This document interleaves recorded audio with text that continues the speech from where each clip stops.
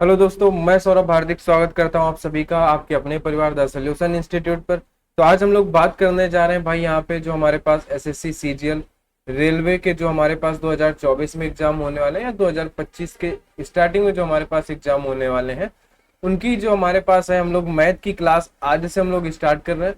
पिछले वीडियो में हमने सिलेबस का डिस्कशन किया हुआ था कि भाई हमें सिलेबस कितना पढ़ना है, क्या क्या पढ़ना है, ये सारी चीजें हमने यहाँ पे डिस्कशन कर लिया था। अब हम लोग बात करेंगे जो हमारे पास क्या मैथ का पहला चैप्टर जो हम लोग पढ़ने वाले हैं वो हम लोग पढ़ेंगे रेशियो एंड प्रोपोर्शन, यानी कि इसे हम लोग बोलते हैं हिंदी में अनुपात व समानुपात। क्या बोलते हैं इसे? इसे हम लोग हिंदी में बोलते हैं अनुपात व समानुपात। इस चैप्टर की हम लोग स्टार्टिंग आज से करने वाले हैं और एक बेहतरीन तरीके से हम लोग बराबर इसको डिटेल में यहाँ पे समझेंगे। ठीक है भाई, तो जिन्होंने अभी तक चैनल को सब्सक्राइब नहीं किया है प्लीज वो सभी लोग चैनल को सब्सक्राइब जरूर कर लेंगे और बेल आइकन को जो है ऑल पे सेट कर लेंगे, जिससे आने वाले वीडियो का नोटिफिकेशन आप सभी को मिलता रहे। और इस क्लास की अगर आपको पीडीएफ चाहिए तो पीडीएफ भाई आपको मिल जाएगी टेलीग्राम पे। टेलीग्राम का लिंक वीडियो के डिस्क्रिप्शन में दिया गया है, वहां से आप जाके टेलीग्राम पे ज्वाइन हो सकते हैं। तो चलिए अब बिना किसी देरी की अपने क्लास को जो है आगे बढ़ाते हैं और स्टार्टिंग करते हैं आज का जो अपना चैप्टर है रेशियो एंड प्रोपोर्शन। ठीक है भाई, चलिए चलिए तो यहां से हम लोग बात करते हैं रेशियो। किसकी बात करते हैं? रेशियो। यानी रेशियो को हम लोग क्या बोलते हैं? रेशियो को हम लोग बोलते हैं अनुपात। क्या बोलते हैं? रेशियो को हम लोग बोलते हैं अनुपात। बात आप समझ गए? तो हम लोग यहां से स्टार्ट करने वाले हैं अनुपात। तो देखिए अनुपात का मतलब क्या होता है, अनुपात का बेसिक मतलब क्या। देखिए एग्जाम्पल समझते हैं कि जैसे हमारे पास लिखा हुआ है ए अनुपाते बी। क्या लिखा हुआ है हमारे पास? हमारे पास लिखा हुआ ए अनुपाते बी और ये ए अनुपाते बी हमारे पास कितना है? 6:5 है। कितना है हमारे पास? 6:5। बात आप समझ गए? तो अब हमारे पास क्या होता है कि ये जो ए अनुपाते बी है ना, जो 6:5 लिखा है, ये एक तरीके से अगर हम बोले कि भाई ए कोई एक व्यक्ति है और बी कोई एक व्यक्ति है, अगर हम बोले तो हमारे पास क्या होता है कि ए का हिस्सा जो होगा वो कितना होगा? 6 होगा। जैसे हमने कोई भी एक हमारे पास चीज है, देखिए जैसे हम लोग एग्जाम्पल के रूप में मान लेते हैं, एग्जाम्पल में हम लोग ले लेते हैं कि भाई एक व्यक्ति है। क्या है हमारे पास जो है गांव में एक व्यक्ति है जिसके पास कितने 22 बीघे जो है जमीन है, या 22 एकड़ मान लेते हैं, कहीं कहीं क्या बोलते हैं? एकड़ बोलते हैं। तो मान लेते हैं कि 22 एकड़ क्या है, एक व्यक्ति के पास जमीन है।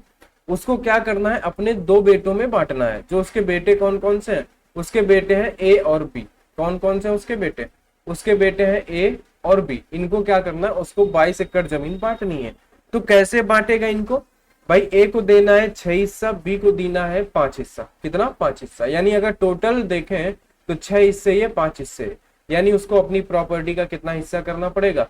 11 हिस्सा उसको करने पड़ेंगे। तो यानी ये जो इसके पास प्रॉपर्टी है, जो 22 एकड़ जमीन है, इसको कितने भागों में बांटेगा? 11 भाग में बांटेगा। तो 11 से जब आप डिवाइड करोगे तो एक बराबर कितना मिल जाएगा? आपको मिल जाएगा यहाँ पे 1/2। कितना मिल जाएगा? आप जब 11 से काटोगे तो 2 बार डिवाइड होगा, आपको कितना मिल जाएगा? 1/2। बात आप समझ गए? क्या मिल जाएगा? 1/2। तो अब आपने क्या बोला कि भाई एक का हिस्सा 2 है। अगर हम देखो बात करें रेशियो की, तो रेशियो हमारे पास क्या होता है? रेशियो एक तरीके का होता है हिस्सा। रेशियो एक तरीके का होता है हिस्सा, या जिसे आप कह दो एक तरीके का शेयर, या जिसे आप बोल सकते हो इक्वल पार्ट्स। क्या बोल सकते हो? इक्वल पार्ट्स, यानी कि बराबर हिस्से। ठीक है, जैसे कि हम यहाँ पे कर रहे हैं, ए को देना था 6 हिस्से, बी को देना है 5 हिस्से। और हमारे पास क्या है? अगर देखो दोनों को बराबर हिस्से देने होते तो हम आधा बांट देते, डिवाइड 2 से कर देते, लेकिन हमें एक को 6 देना है, एक को हमें 5 देना है। तो हमने क्या किया कि टोटल हिस्से हमने देख लिए कितने देने थे। टोटल हिस्से जो देने थे हमें 11 हिस्सों में बांटना था। तो हमने 22 एकड़ जमीन को 11 हिस्सों में बांट दिया। एक हिस्से में 2 यूनिट जो है जा रहा है। तो अब देखिए हम इसको कैसे करेंगे कि भाई ए को कितना मिलेगा। तो हमने देखा यहाँ पे ए को कितना मिलेगा, ए को देने हैं 6 हिस्से और एक हिस्से का वैल्यू कितना है? 2 है। तो ए को मिल जाएगा 12 एकड़। ए को कितना मिल जाएगा? ए को मिल जाएगा 12 एकड़। अगर हम लोग यहाँ पे बी की बात करें, बी को कितना मिलेगा? तो बी को मिलना है 5 हिस्से, एक हिस्से की वैल्यू है 2, तो इसको कितना मिल जाएगा? 10 एकड़। और ये टोटल कितना हो गया? 22 एकड़। बोलो इतनी बात समझ में आई कि नहीं आई? ठीक है, इतनी बात आपको समझ में आ गई। चलिए एक चीज और जान लेते हैं रेशियो के बारे में। जैसे हमने ये लिखा है ए अनुपाते बी, तो इसको हम लोग लिख सकते हैं ए अपॉन बी। इसको हम लोग क्या लिख सकते हैं? ए अपॉन बी। ए की वैल्यू है 6 और बी की वैल्यू है 5। इसको हम लोग इस तरीके से भी लिख सकते हैं, इसको आप लोग ध्यान दीजिएगा। ठीक है, रेशियो को हम अपॉन में यानी डिवाइड में यानी भाग के रूप में भी हम इसको लिख सकते हैं। और रेशियो में एक चीज और याद रखने की बात है, रेशियो में हमें क्या करना होता है? हमेशा 1 की वैल्यू फाइंड करना होता है। हमेशा क्या? हमेशा हमें जो है 1 की वैल्यू फाइंड करना होता है। क्या करना होता है? 1 की वैल्यू हमें हमेशा फाइंड करना होगा। जब हम 1 की वैल्यू पता कर पाएंगे तभी हम आगे उसके हिस्से जो है बता पाएंगे। ठीक है, चलिए अगला एक एग्जांपल से और समझ लेते हैं कि जैसे कि हमारे पास कितने जैसे हम मान लेते हैं हमारे पास 3 लोग हो जाते हैं, ए अनुपाते बी अनुपाते सी। अब हमने मान लिया यहाँ पे कि एक व्यक्ति है जिसके पास 45 लाख रुपए है। क्या है? जिसके पास 45 लाख रुपए है, और उसे किसमें बांटने हैं? उसे बांटने हैं, ए को देना है 6 हिस्सा, बी को देना है 5 हिस्से और सी को देने हैं 4 हिस्से। इस तरीके से उसको बांटना है 45 लाख रुपए। यानी हम इसको ऐसे भी बोल सकते हैं, एक व्यक्ति है जिसके पास 45 लाख रुपए है और उसके 3 बेटे हैं ए बी सी, और इसे ए को 6 हिस्से देने हैं, बी को 5 देना है, सी को 4 देना है। तो हम इसको कैसे बांटेंगे? तो सबसे पहले हमारे माइंड में हिट करना चाहिए कि भाई टोटल हिस्से कितने होने वाले हैं। तो ए को 6 मिलेगा, बी को 5 मिलेगा और सी को 4 मिलेगा। यानी 6 5 11, 11 और 4 15, यानी टोटल कितने हिस्से वाले हैं? टोटल होने वाले हैं 15 हिस्से। तो यानी आप क्या करोगे कि इस 45 लाख को आप 15 से डिवाइड करोगे। किससे? 15 से। जब आप 15 से डिवाइड करोगे तो ये 3 बार डिवाइड होगा, यानी 1 की वैल्यू कितनी मिल जाएगी? यहाँ पे आपको 1 की वैल्यू मिल जाएगी 3। यानी यहाँ पे भी आपको क्या करना था? 1 की वैल्यू फाइंड करनी थी। 1 बराबर हमें कितना मिल गया? 3 मिल गया। अब हम इन सभी का बता सकते हैं, ए बराबर कितना होगा, बी बराबर क्या होगा हमारे पास, और यहाँ पे सी बराबर क्या होगा। देखो ए को मिलना था 6 हिस्सा, 1 हिस्से की वैल्यू है 3, यानी कि इसको कितने? 18 लाख। बी को मिलना था 5 हिस्से, 1 हिस्से की वैल्यू है 3, यानी कि इसको कितने? 15 लाख। ठीक है, चलो। और इसको सी को मिलना था 4, 1 की वैल्यू है 3 हिस्से, यानी इसको 12, है ना। हो गए आपके पास कितने?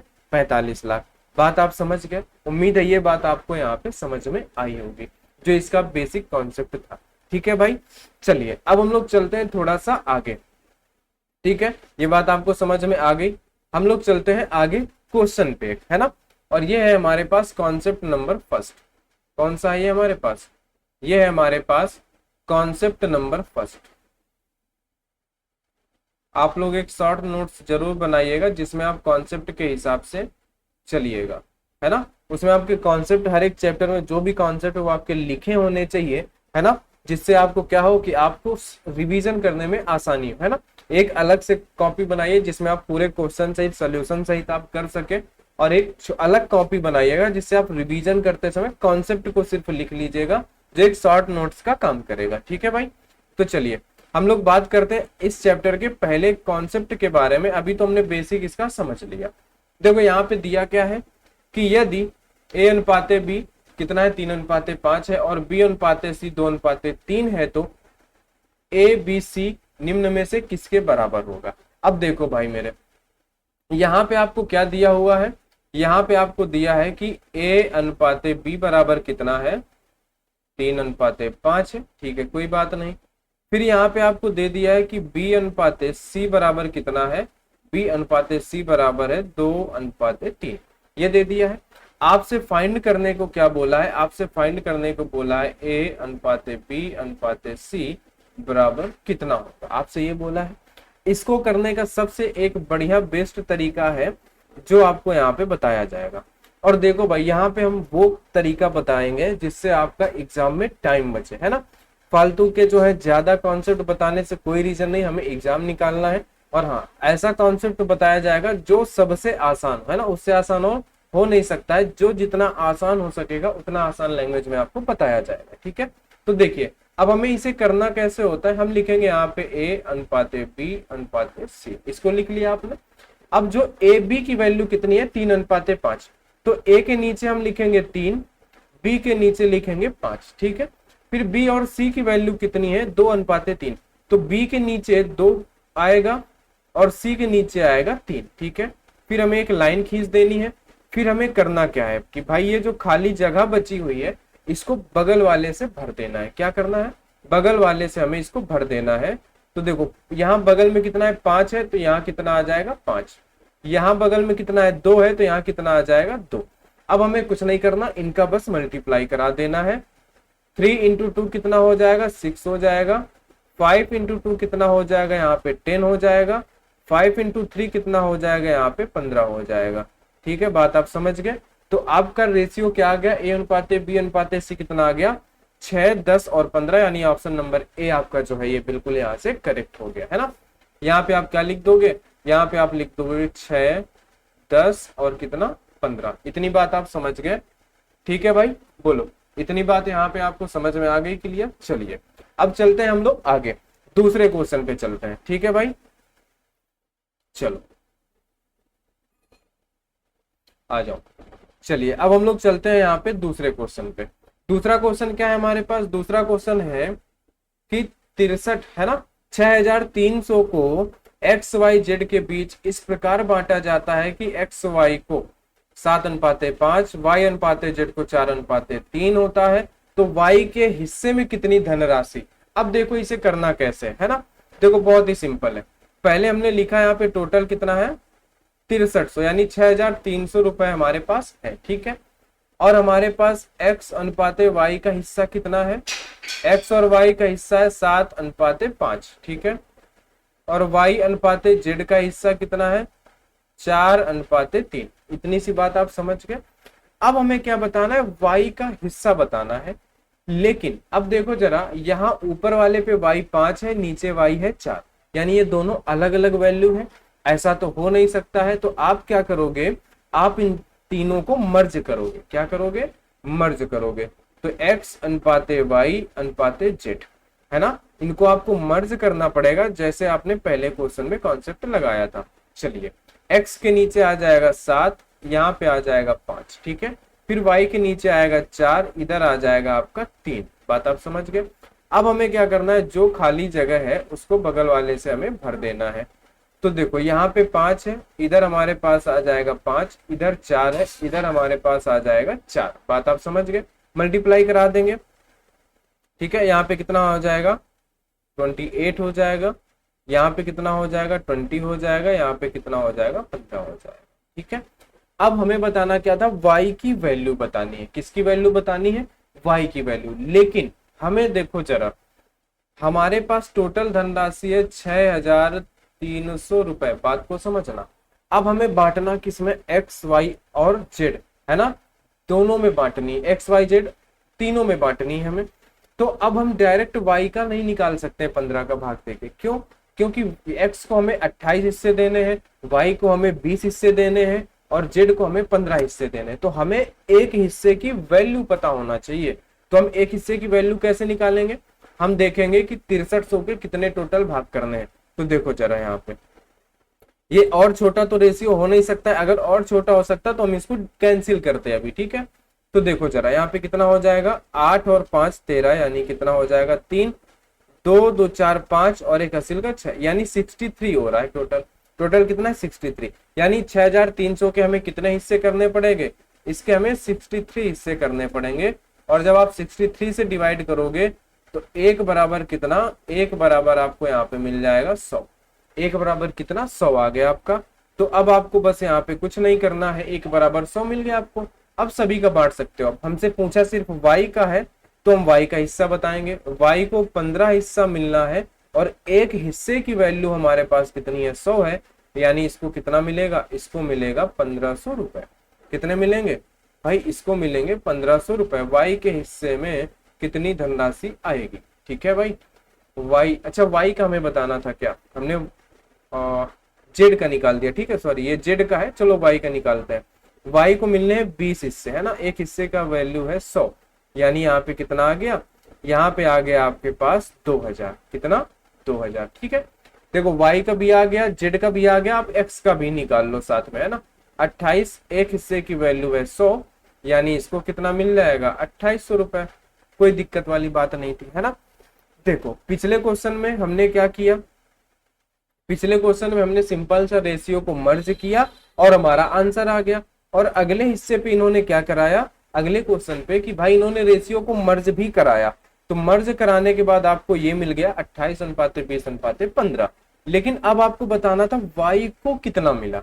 तो भाई अगर हमें एक हिस्से की वैल्यू पता होती, है ना, जैसे मानो आप 3 भाई हो, अगर तीनों भाई को बराबर मिलना होता 15, 15 और 15, तो आप क्या करते, इसके डायरेक्ट इसमें 3 का भाग दे देते, तो आपको 1 की वैल्यू मिल जाती। लेकिन ऐसा नहीं है, यहाँ पे सभी को, तीनों भाइयों को अलग अलग हिस्सा मिलना है। आपके बड़े भाई को 28, बीच वाले को 20 और आपको छोटे वाले भाई को मिलना है 15। तो आप क्या करोगे, सोचोगे आप पहले ऐसा करो कि भाई तीनों लोगों को मिलना कितना है, तो आप बोलोगे 63 मिलना था, तो आप 6300 को 63 से भाग दोगे तो 1 बराबर 100, यानी आप क्या बोलोगे, एक हिस्से की वैल्यू 100 है। बड़े भाई को 28 मिलना है, यानी उसको 2800 मिलेगा, और बीच वाले भाई को 20 हिस्से मिलने, उसमें 100 का मल्टीप्लाई होगा, यानी उसको 2000 मिलेगा, और छोटे वाले को 15 हिस्से मिलने, एक हिस्से की वैल्यू 100 है, यानी उसको 1500 मिलेगा। ठीक है, सिंपल है। चलिए आगे बात करते हैं, अगले क्वेश्चन पे चलते हैं। चलिए अगला क्वेश्चन है आपके पास तीसरे नंबर का। 18,144 को 3 व्यक्तियों ABC में 3 के रूप में बांटना है। बी को प्राप्त धनराशि ए की तुलना में कितना अधिक होगी, इसको देखना है। देखो एक चीज नोट डाउन कर लो कि अगर पूरी मैथ में कहीं भी कम या अधिक आ जाए, क्या आ जाए, कम या अधिक, यानी कि मोर या फिर लेस, तो इसका मतलब क्या होता है, इसका मतलब होता है डिफरेंस। इसका मतलब क्या होता है, इसका मतलब हमेशा होता है अंतर। आपको क्या लेना होगा, अंतर। जैसे आपको क्या बोला गया, जैसे आप 2 भाई है ना, आपके बड़े भाई को 5 दिया गया, आपको दिया गया 3 हिस्सा, तो आप क्या, आपसे क्या बोला जाएगा, आपके बड़े भाई को कितना ज्यादा दिया गया, तो आप क्या देखोगे, अंतर ही तो देखोगे कि भाई बड़े वाले को 5 मिला है, आपको 3 मिला है, यानी 2 का अंतर है। सिंपल वही लॉजिक होता है कि बस हमें वही देखना होता है कि भाई कितना हिस्सा हमें यहाँ पे मिल रहा है। बात आप समझ रहे हो ना। ठीक है, चलिए अब देखिए क्वेश्चन पे आते हैं। यहाँ पे टोटल हमारे पास कितना है, 18,141 रुपए, ये टोटल है हमारे पास। और हमारे पास A/B/C हमें दिया हुआ है 3:5:8, ये आपको दिया हुआ है। तो सबसे पहले तो हमें एक की वैल्यू पता करनी पड़ेगी, क्योंकि हमें एक की वैल्यू हमेशा पता होनी चाहिए, है ना। तो देखो जरा, 5 3 8 यानी 16, हमें क्या करना पड़ेगा कि 18,144 को 16 से डिवाइड करेंगे तो हमें एक की वैल्यू मिल जाएगी, 1 बराबर। ठीक है, बात आप समझना, ध्यान से समझना बात को। आपको क्या मिलेगा, आपको मिल जाएगा कि 1 बराबर क्या, समझ रहे हो, मिल जाएगा। फिर आप क्या, आपको करना क्या है, उसके बाद आपको बताना है कि बी को प्राप्त धनराशि, है ना, ए से कितना अधिक है ना।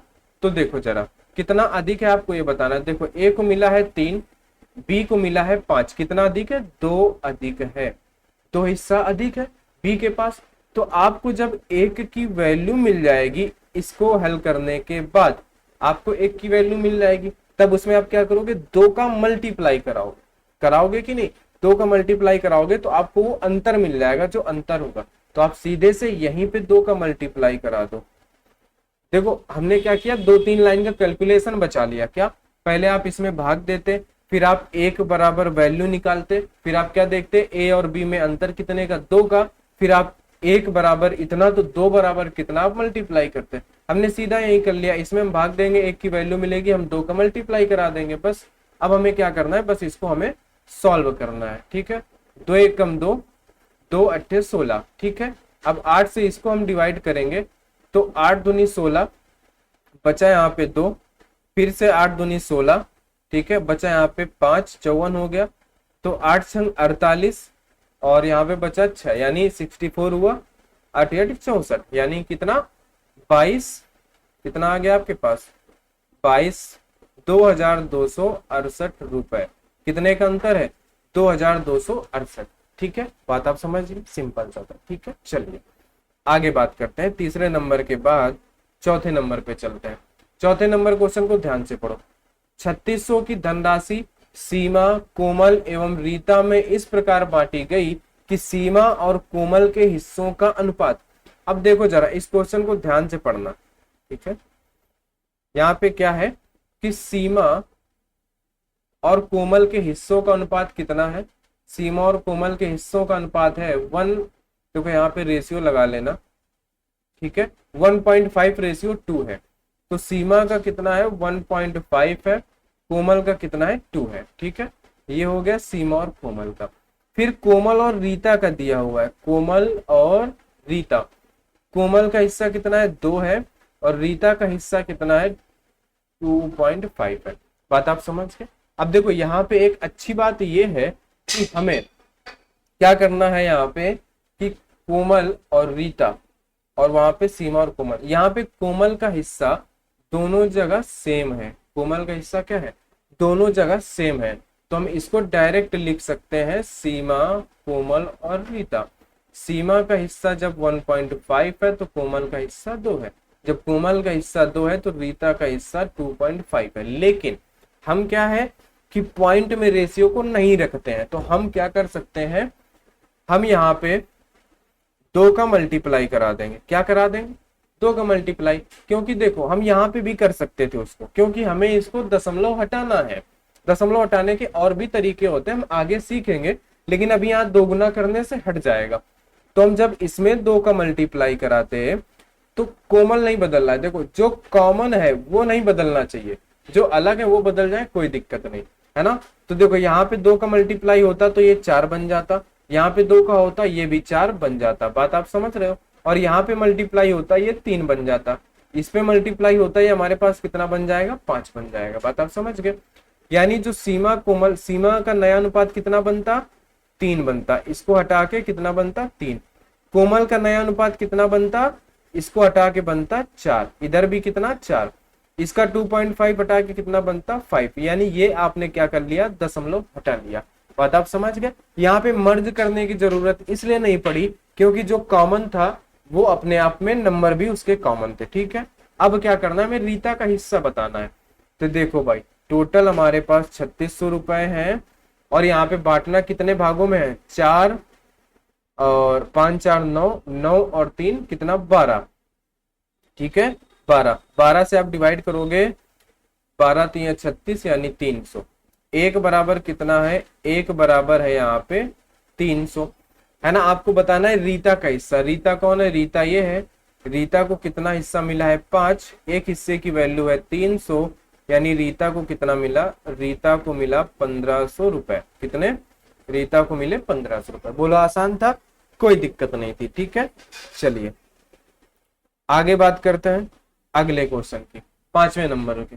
अब देखो यहाँ पे अब हमारा आता है कॉन्सेप्ट नंबर 2। यहाँ पे क्या आता है, यहाँ पे आता है हमारा कॉन्सेप्ट नंबर 2। ठीक है, कॉन्सेप्ट नंबर 2। आप क्या है कॉन्सेप्ट डालते जाइएगा जिससे आप एक शॉर्ट नोट्स जरूर बनाएं। यहाँ पे हमें क्या दिया है, यहाँ पे हमें इन्होंने दिया है A/B बराबर 2/1। फिर इन्होंने दिया है B/C बराबर 3/1। फिर इन्होंने दिया है C/D बराबर 4/1। फिर हमसे इन्होंने पूछा है A/B/C/D क्या होगा। हमें कोई टेंशन नहीं लेनी है, हमसे इन्होंने ये पूछा है, हमें करना क्या है, देखो भाई हमें कुछ भी नहीं करना है, हमें बस इनकी वैल्यू रखनी है। A/B कितना है 2/1 है। फिर B/C कितना है 3/1। बस जिसकी वैल्यू दिया है हमें उसके नीचे रखना है 3/1। अब C/D कितना है 4/1। बस हमें यहाँ पे लाइन खींच देनी है। फिर हमें क्या करना है, वही सिंपल सा लॉजिक, बगल वाले को बगल वाले से भर देना है। देखो यहाँ पे साइड में कितना है 1 है, तो यहाँ पे भी 1, यहाँ पे भी 1, यहाँ पे 1 है तो ये इधर इसके राइट में 1, इधर 3 है तो इधर क्या आएगा 3 आएगा। अब यहाँ पे 4 है तो यहाँ पे भी 4 और यहाँ पे भी 4। बात आप समझ गए। अब कुछ नहीं करना, बस मल्टीप्लाई करा दो। तो 3 दूनी 6 और 6 चौके 24 यानी कि 24। ठीक है, फिर 4 तियां 12 फिर 4 एकम 4, फिर यहाँ पे 1, यानी 24 12 4 और 1, ये आपका हो जाएगा यहाँ पे आंसर। कुछ नहीं था, सिंपल था, वही लॉजिक था जो पहले था कि हमें क्या करना है, जिस जो रेशियो है, जैसे ए और बी का है तो ए और बी के नीचे लिखेंगे, बी और सी का है तो बी और सी के नीचे लिखेंगे, सी और डी का है तो सी और डी के नीचे लिखेंगे। बस उसके बाद जो खाली जगह है तो उसके बगल में जो नंबर आपको दिख रहा है उससे उसको भर देना है और मल्टीप्लाई करा देना। ठीक है, ये था हमारा दूसरा कॉन्सेप्ट। चलो भाई आगे चलते हैं अगले क्वेश्चन पे। यहाँ पे अब देखो, यहाँ पे अब हमारे पास एक नई चीज से आपको यहाँ पे हम लोग इंट्रोड्यूस कराते हैं। कॉन्सेप्ट नंबर जो होगा हमारे पास तीसरा। ठीक है, कॉन्सेप्ट नंबर 2 में ज्यादा कुछ चीजें थी नहीं।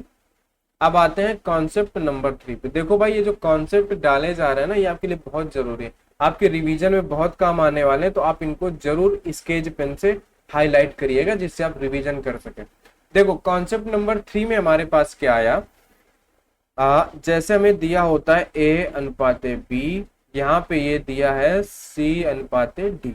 ठीक है, बात समझना। तो ये जो चार जो बूंदी लगी हुई है, यानी जो डबल अनुपात है, इसको हम बोलते हैं प्रोपोर्शन। क्या बोलते हैं? प्रोपोर्शन। यानी अब हम इसको क्या बोलते हैं? समानुपात।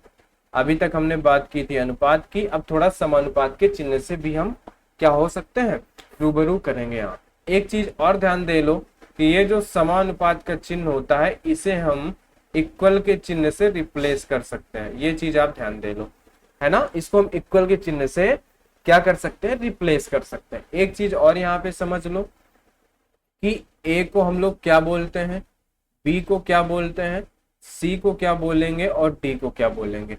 ये आपके लिए बहुत जरूरी चीज है। ठीक है, चलो ए को हम लोग बोलते हैं प्रथम अनुपाती। क्या बोलते हैं? ए को हम लोग बोलते हैं प्रथमानुपाती, यानी हम लोग क्या बोलते हैं, फर्स्ट प्रोपोर्शन। इसको क्या बोलेंगे, चलो इंग्लिश में ही लिख देते हैं, इसको हम बोलेंगे सेकेंड प्रोपोर्शन, यानी द्वितीय अनुपाती। इसको हम क्या बोलेंगे, इसको हम बोलेंगे थर्ड प्रोपोर्शन। ठीक है, आगे आप लोग लिख लेना, इसको हम बोलेंगे थर्ड प्रोपोर्शन। इसको हम लोग क्या बोलते हैं, इसको हम लोग बोलते हैं फोर्थ प्रोपोर्शन, यानी चतुर्थानुपाती। इतनी बात आप समझ गए।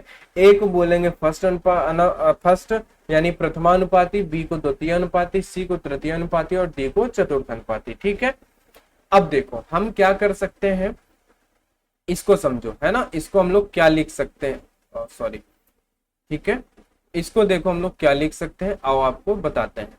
इसको हम लोग ऐसे भी लिख सकते हैं, जो अनुपात में होता है उसको हम अपॉन में लिख सकते हैं, और ये जो समानुपात का चिन्ह है इसको हम बराबर से रिप्लेस कर सकते हैं, और सी अपॉन में डी, इसे हम ऐसा भी लिख सकते हैं।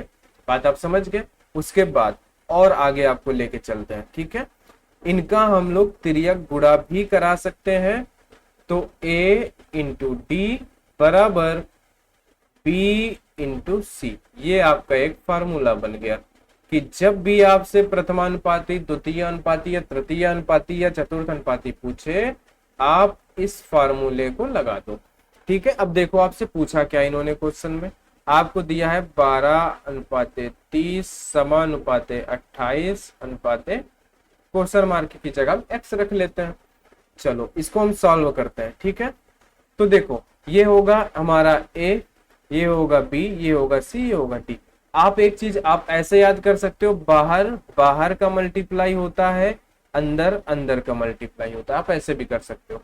तो यहाँ पे क्या आएगा, 12 इंटू एक्स बराबर में आएगा 30 इंटू 28। ठीक है, तो x बराबर क्या आ जाएगा, 30 इंटू 28 अपान में 12। ठीक है, ऊपर मल्टीप्लाई करा दो तो x इक्वल टू कितना आ जाएगा, ऊपर 8 3 का 24 का 4, 3 दूनी 6, 2 8 0, नीचे कितना 12, 12 से डिवाइड करोगे तो x बराबर 70, यानी 12 से 84, यानी x बराबर 70, यानी x की जगह पे क्या आएगा, x की जगह पे आएगा 70। बात आप समझ गए।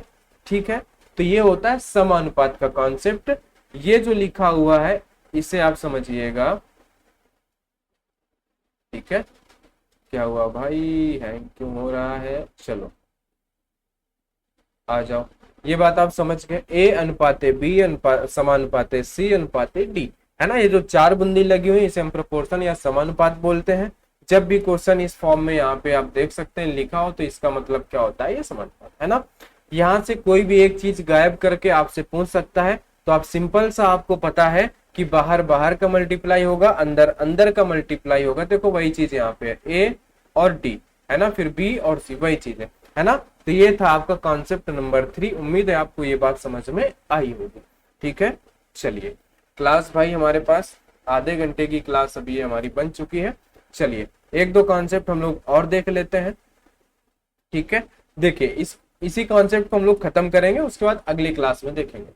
अब देखो यहाँ पे आपको क्या दिया है, 16:24 समानुपात है 15 क्वेश्चन मार्क। ठीक है, अब देखो आपको कुछ नहीं करना है, बस आपको पता हो चुका है कि हमारे पास, आपको पता है कि बाहर बाहर का मल्टीप्लाई होगा और अंदर अंदर का मल्टीप्लाई होगा।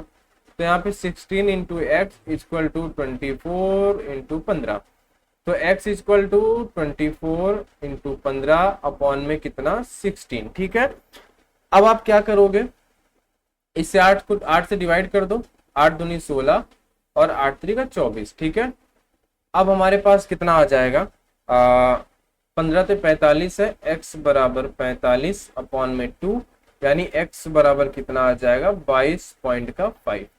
कितना आ जाएगा, x बराबर 22.5। सिंपल था, इस प्रकार के क्वेश्चन में आपको कोई दिक्कत नहीं होने वाली। ठीक है, आगे बात करते हैं। आगे ये एक छोटा सा कॉन्सेप्ट है, ये कौन सा कॉन्सेप्ट नंबर होने वाला है आपके पास, कॉन्सेप्ट नंबर 4। इसे समझते हैं थोड़ा सा, है ना, इसके बाद एंड करेंगे। कॉन्सेप्ट नंबर 4, कॉन्सेप्ट नंबर 4 समझते हैं क्या। देखो यहाँ पे आपको दिया है 1/0.64 अनुपात है 1/0.81। ठीक है, अब देखो आप इसका क्या कराओगे, क्रॉस मल्टीप्लाई कराओगे। ठीक है, इसका आप क्रॉस मल्टीप्लाई कराओगे, ये इधर आएगा, ये इधर जाएगा, है ना, या ये ऊपर चला जाएगा। तो 0.81 इंटू सॉरी यहाँ पे समानुपात आएगा, समानुपात है 0.64। ठीक है, बात आप समझ गए। अब देखो जरा, अगर यहाँ से आप दशमलव हटाओगे तो नीचे 2 जीरो आएगा, यहाँ से हटाओगे तो नीचे 2 जीरो आएगा, और ये आपस में कट जाएंगे, डिवाइड हो जाएंगे। तो बचेगा क्या आपके पास 81 अनुपात 64। अब आपसे बोला क्या है क्वेश्चन में, क्वेश्चन में बोला वर्गमूलानुपात। वर्गमूलानुपात का सिंपल सा क्या मतलब है कि इसके ऊपर वर्गमूल लगा दो। ठीक है, ये किसका वर्गमूल, 9 का, ये किसका 8 का, यानी आंसर आपका कितना 9/8। ठीक है, यहाँ पे 9/8 नहीं है, 64 ही तो है। तो यहाँ पे आप 8 कर लो। ठीक है, क्या हो जाएगा आपके पास, यहाँ पे आपके पास हो जाएगा 9/8। ठीक है, बात आप समझ गए, ये सिंपल सा कॉन्सेप्ट था। चलिए एक क्वेश्चन और देखते हैं। वर्गमूल अनुपात बोले वर्गमूल लगा देना होता है। ठीक है, चलिए यहाँ पे ये दोनों क्वेश्चन साथ में हो गए हैं क्या, चलो कोई दिक्कत नहीं है। हमें इस 9वें क्वेश्चन को देखना है, क्या है, घन मूलानुपात बोला है और हमसे बोला क्या है 1:728 समानुपात है 2:197, है ना। देखो इसका भी पॉइंट हटाओगे नीचे 3 जीरो, इसका पॉइंट हटाओगे नीचे 3 जीरो जो आपस में डिवाइड हो जाएंगे। ठीक है, तो हमारे पास क्या बचेगा 1728 अनुपात 2197। अब हमसे देखो यहाँ पे घन मूलानुपात बोला है तो हम घनमूल लगाएंगे, इनमें क्या लगाएंगे, यहाँ पे हम लगाएंगे घनमूल। बात आप समझ गए। ठीक है, ये किसका घनमूल है, ये है घनमूल हमारे पास 12 का, और ये घनमूल किसका है 13 का, किसका 13 का। बात आप समझ गए, ये हो गया आपका आंसर, यानी 12/13। सिंपल था, वर्गमूल और घनमूल, है ना। तो आज हम लोग समझेंगे सिर्फ कॉन्सेप्ट नंबर 4 तक। आगे हम लोग बात करेंगे मध्यानुपाती, तृतीयानुपाती और प्रथमानुपाती, यानी मीन प्रोपोर्शन के बारे में कल की क्लास में बात करेंगे। ठीक है, थोड़ी सी आपके काम की चीजें थोड़ा सा बात कर लेते हैं, 2 मिनट। देखिए भाई, मैथ में सबसे ज्यादा जरूरी है कैलकुलेशन। ठीक है, अगर आप कैलकुलेशन, जैसे अभी ये देखो कुछ लोगों के समझ में सर कितना जल्दी 12 ये 13 कैसे, है ना। तो देखो आपको कम से कम 30 तक के क्यूब, है ना, 30 तक के घन आपको याद होने चाहिए। और लगभग आप नहीं तो 30 तक के, आप 50 तक के क्या याद कर लो, वर्ग याद कर लो। देखो याद करना कोई बड़ी बात नहीं है ना। बचपन में क्या होता था, हमें पहले पहाड़े नहीं याद होते थे, है ना, फिर धीरे धीरे क्या हुआ, हमें पता ही नहीं चला, हमें 20 तक पहाड़े भी याद हो गए। तो जब आप इनको रोज सुबह 15 मिनट या आधे घंटे आप दोगे, या 30 मिनट आप दोगे, तो आपको ये कुछ नहीं याद नहीं करना है, बस आपको दीवार में चिपका लेना है, आपको पढ़ना है उनको, है ना, रोज सुबह आधे घंटे, है ना। उसके बाद 1 से लेके आपको 30 तक पहाड़े आने चाहिए। इतनी चीजें अगर आप कर लेते हो तो आपका कैलकुलेशन आसान हो जाएगा, आपको बातें समझ में जल्दी आएंगी। ठीक है भाई, तो चलिए दोस्त, आज की क्लास में इतना ही समझते हैं। आज हमारे पास क्या था भाई, ये आज का हमारे पास ये रेशियो एंड प्रोपोर्शन का पहला क्लास था। ठीक है भाई, रेशियो एंड प्रोपोर्शन का ये हमारे पास पहला क्लास था। ठीक है भाई, तो जिन लोगों को एक क्लास समझ में आई है, वीडियो अच्छा लगा है, कंटेंट बढ़िया लगा है, वो लोग चैनल को सब्सक्राइब जरूर कर देना और वीडियो को लाइक कर देना, दोस्तों के साथ शेयर जरूर कर देना। इसी तरीके से बिल्कुल बेसिक से और एडवांस लेवल तक के, सीजीएल लेवल तक के क्वेश्चन हमें पढ़ने हैं, बहुत ही बेहतरीन ढंग से पढ़ने हैं। ठीक है भाई, पीडीएफ आपको टेलीग्राम में मिलेगा, तो वहां पे आप ज्वाइन हो जाइएगा और पीडीएफ आप ले लीजिएगा। ठीक है भाई, तो चलिए आज की क्लास में इतना ही, मिलते हैं हम लोग नेक्स्ट क्लास में, तब तक के लिए सभी को बहुत बहुत धन्यवाद।